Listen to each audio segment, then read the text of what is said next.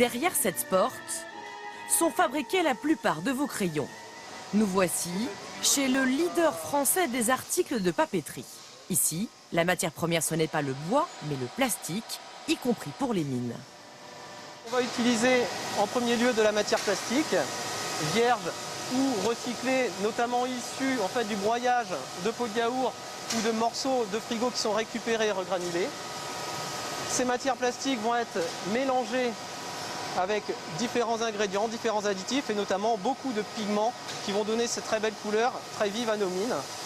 Il faudra 2 heures de mélange pour obtenir ces petites billes.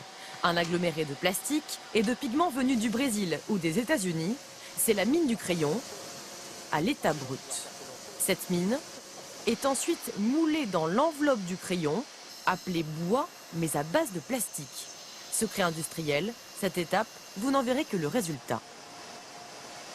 Ce que vous voyez ici, c'est un crayon. Donc le produit est en mouvement, on ne le voit pas, mais il défile. Un crayon géant sort à 200 degrés. Il refroidit dans un bac rempli d'eau long de 10 mètres. À la sortie, il est découpé. Donc en sortie, on récupère un produit à longueur avec la mine, le bois, la finition. Des crayons calibrés, 6 grammes, 18 cm. Une fois terminé, il passe l'épreuve du test d'écriture. La mine doit résister le plus longtemps possible. Puis ils sont rangés, sagement, toujours dans le même ordre, dans des pochettes, en attendant la rentrée. C'est le moment très important puisque tous ces produits que vous voyez là aujourd'hui seront demain dans les magasins et dans tous les linéaires. Entre 10 et 15 millions de boîtes seront vendues à la rentrée à partir d'1,65 € pour 12 crayons.